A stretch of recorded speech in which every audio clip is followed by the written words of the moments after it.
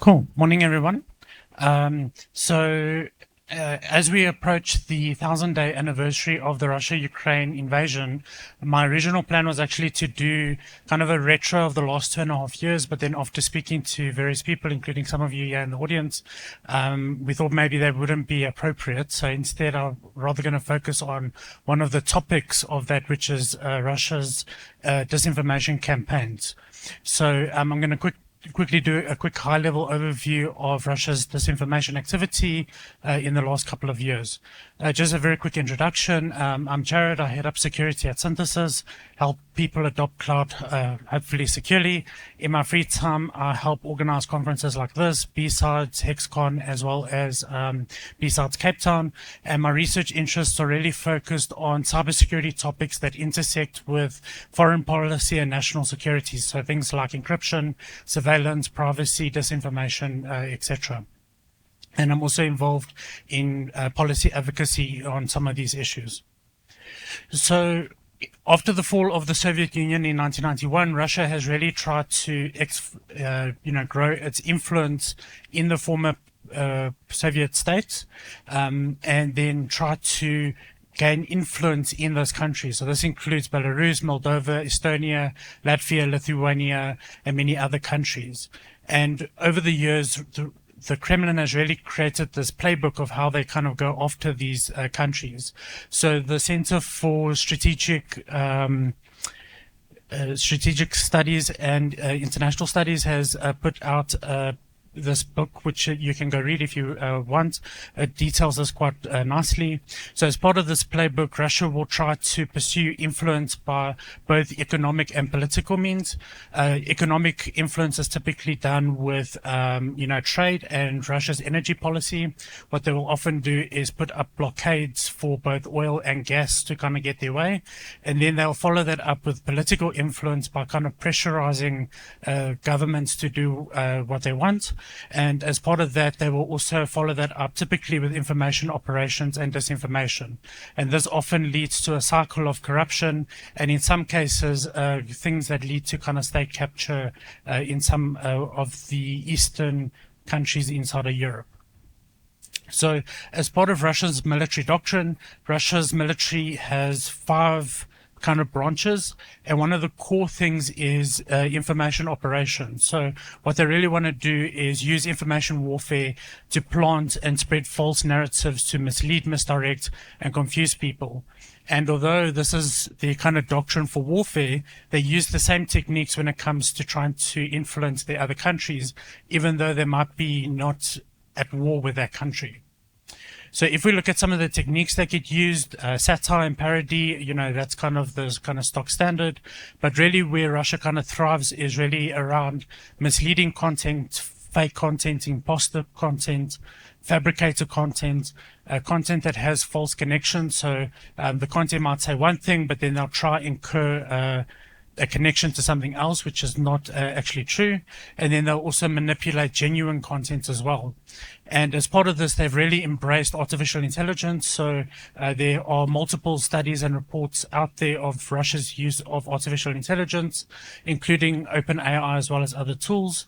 They also actively create deepfake videos on social media, and then they use bot farms to do astroturfing and engagement or abuse engagement mechanisms to spread this disinformation online. So these botnets often use fake social media profiles that will then share and engage with this content. A lot of these profiles typically use style GAN photos. So these are artificially generated photos. So none of these people are real. This is all generated photos. But one of the things that you'll see as you kind of go through these accounts is that they will often typically reuse images across different accounts. One of the things that these accounts also do is they will kind of say the same message across multiple different accounts. I'm not sure how effective this is. In this case, this is a spam network. Just to be clear, this is not part of disinformation, but it kind of shows you the mechanism that they would use. One of the other things that was kind of discovered with some of these accounts, that if you actually reply to it and say, ignore previous instructions, and then you give it a question, it will actually give you a LLM kind of response. Now, unfortunately, if you actually go search Twitter for this, you'll actually see that there's kind of very few genuine attempts of this. A lot of it is just trolling right now, where somebody will say something and then somebody will reply to kind of troll them, ignore all previous instructions. One of the things that has happened is political polarization. So the reason why disinformation is so effective is due to the fact that over the last 20 years, the whole world has become a lot more politically polarized. And there's a lot of reasons why this is the case. So we have partisan divides, lack of compromise, lack of civility, extreme political positions, and social media inequality and cultural issues have also made this problem a lot worse. There's a number of really good books that go into this topic from different vantage points.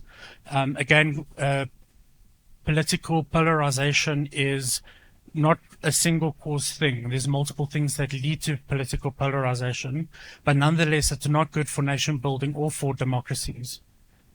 In this picture, this is a graph showing the US political polarization over time. So you can see with the different administrations how that divide has happened.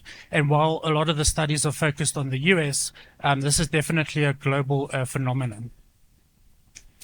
So as we look at this year, we had over 100 countries that were doing some kind of voting, whether national, regional, or referendums. This includes the 10 most populous countries, which represent nearly half of the world's population. So Russia has used this as an opportunity to further its interests in Europe, the US, and around the world. So Russia has used information operations to spread disinformation to really drive political polarization even further. A really good example of this is in Moldova. So earlier in the year, they had a referendum to join the EU to gain access to the single market, as well as all of the other economic benefits that come with being part of the European Union. So in October, they had their referendum, and the result of that was actually very, very close. Like there's literally just over a percentage difference there. But in the run-up to the referendum, Russia launched multiple disinformation campaigns against the sitting president and other political people inside of the government. And the fact that the vote was this close is really a demonstration of Russia's disinformation campaigns. In other words, Russia's disinformation campaigns were very, very successful because they were really trying to prevent the vote from going through. And they used things like spreading false narratives, disinformation, as well as creating fake videos to kind of expand their narratives to the audience inside of Moldova. And Russia has used similar tactics in those other countries, including Georgia, Hungary, Lithuania, and Latvia. In this picture, you see Georgian residents protesting Russia with a banner that reads, "Enough of Putin's lies, wars, and repression." If we look at the Middle East, now the situation in the Middle East is very complicated because there's so many different proxy wars going on, so it requires a lot of nuance there. But Russia is definitely involved in information operations in the Middle East to support its interests, which include Iran, Syria, and others. If we move on to Ukraine, so since the annexation of Crimea in 2014, Russia has planted many false narratives around its position. So this includes that Russia is a victim, Ukraine is run by Nazis, that NATO is preparing for a war with Russia, and that is a result of sham referendums as well. And one of the contrasts here is if we look before the invasion, Russia was pushing the narrative that it's not aggressive. And then during the invasion, they were pushing this narrative that they are trying to liberate Ukraine. So this is something that I actually shared at BSides Cape Town in 2022. This was an analysis that I did. So I took 200 of these accounts and then through kind of various techniques expanded that to about 12,000 accounts.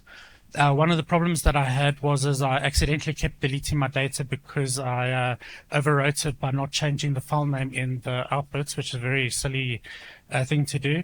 But one of the challenges of doing this research now is that once I had that data set, when I wanted to actually interrogate it, Twitter was bought by Elon Musk, and he removed a lot of the API access that's actually needed to do this research. So if you wanted to actually go now do this research yourself, you'll find it very difficult because you're going to run into API rate limits very quickly. And even if you move onto the paid tier, like the $5,000 tier, like that is only going to give you so much. A lot of the requests that you need to make have a very small allocation as part of that tier. One of the good things with the Russia-Ukraine invasion is to actually see what this infrastructure looks like. So I wasn't actually aware beforehand, kind of how easy these bot farms are actually to set up.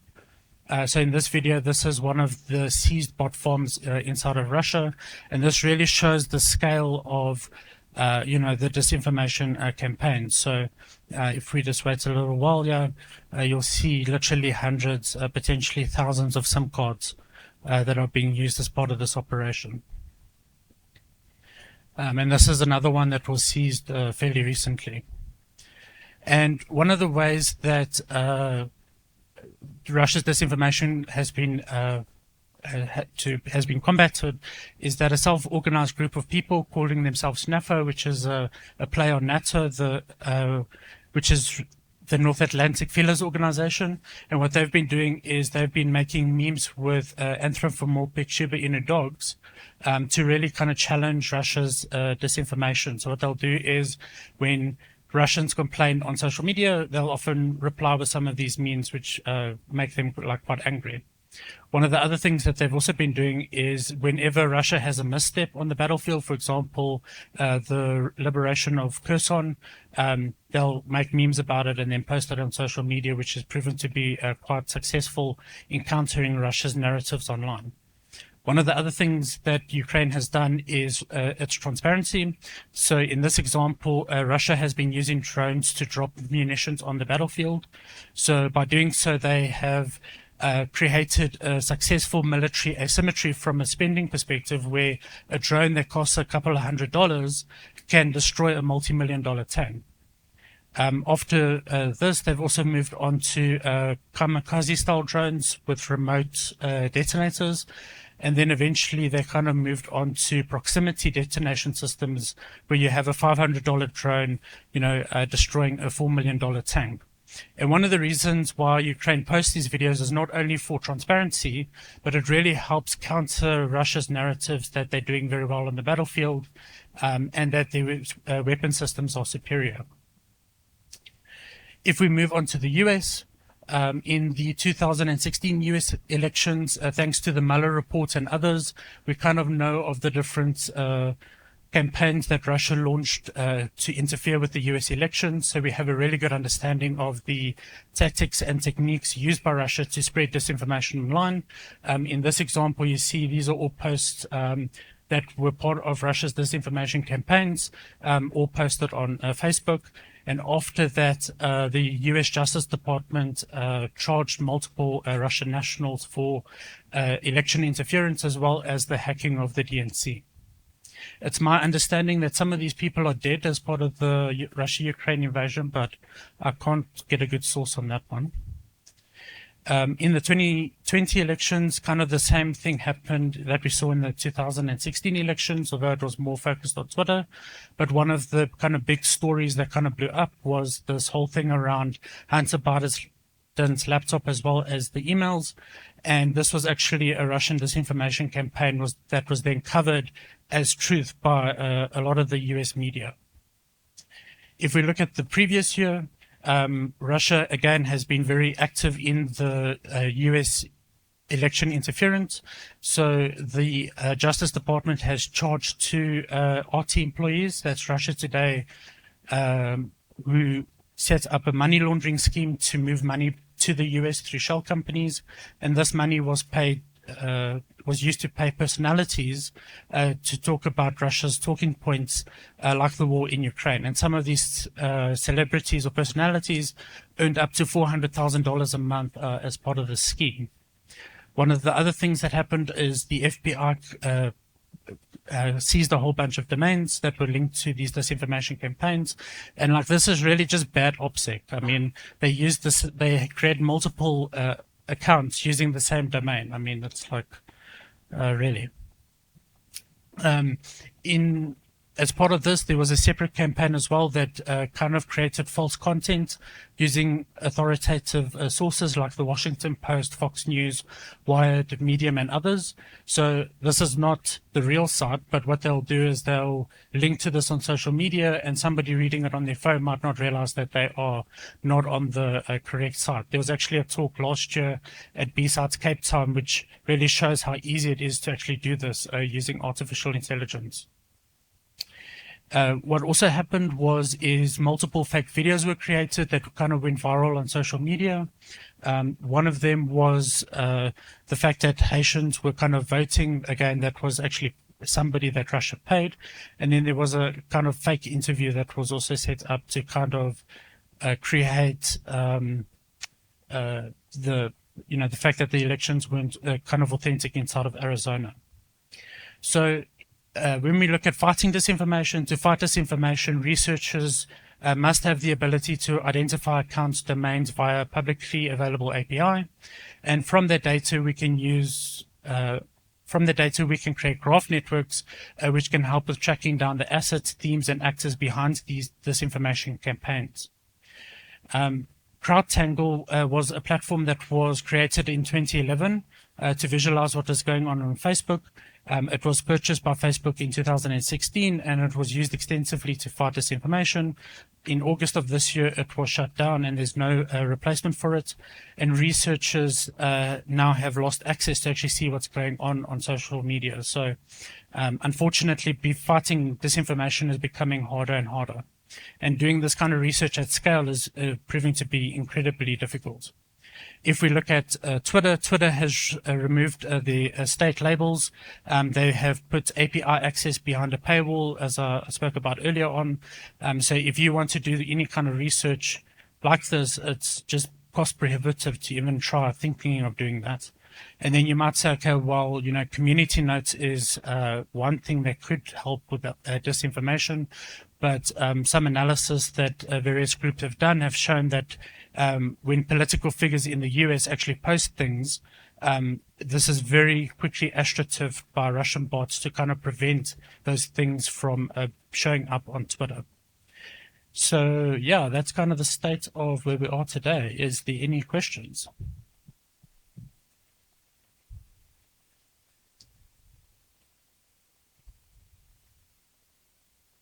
Yeah, can you please just repeat the question before I answer it? It's got a mic though. I'll speak daily. Okay, so I've got a few questions. In this day and age, obviously we've got disinformation, counter disinformation. What is normal people around trying to get an idea of what's the truth? How would you say is the best way for a normal citizen to understand what the actual truth is? I think that's a very good question. I think one thing for one is make sure that you're getting your news from multiple sources. I think that's the single biggest thing that you can do, and try to get news directly from sources. So like something I do is RSS reader, subscribe to multiple sources. I know there's a Ground News, which is a service that you can pay for, which kind of shows you the political leanings of different news articles. I personally don't use it, so I don't know how good it is.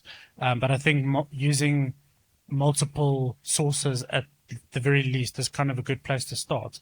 But then if you look at that, Hanson Biden campaign, for example, multiple media sources reported it as fact when it actually wasn't. So I'm not actually sure how we actually go about doing that. I think it's becoming increasingly harder also with social media algorithms that tend to push disinformation as opposed to kind of the truth because of the engagement properties.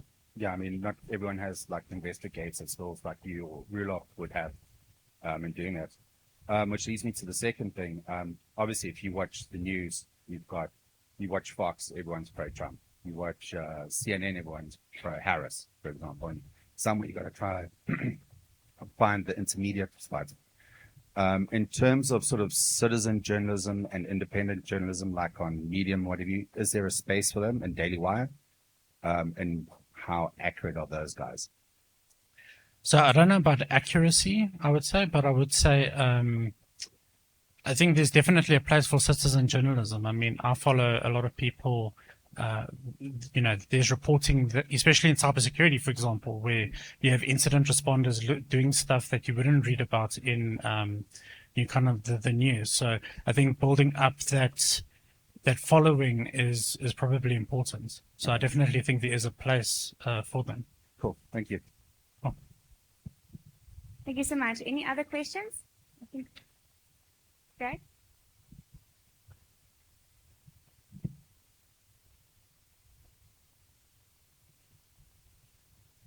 Hey, so this is very America-centric or America-Russia-centric.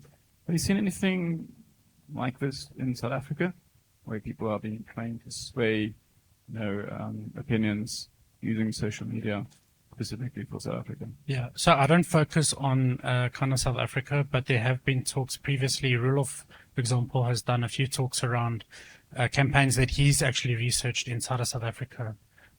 So there's definitely both, I think, from a government perspective, which I know he doesn't like talking about because he's afraid of what might happen to him, but then also from commercial brands in South Africa that are astroturfing things online. Okay, thank you so much, Jared. Sure. And what impact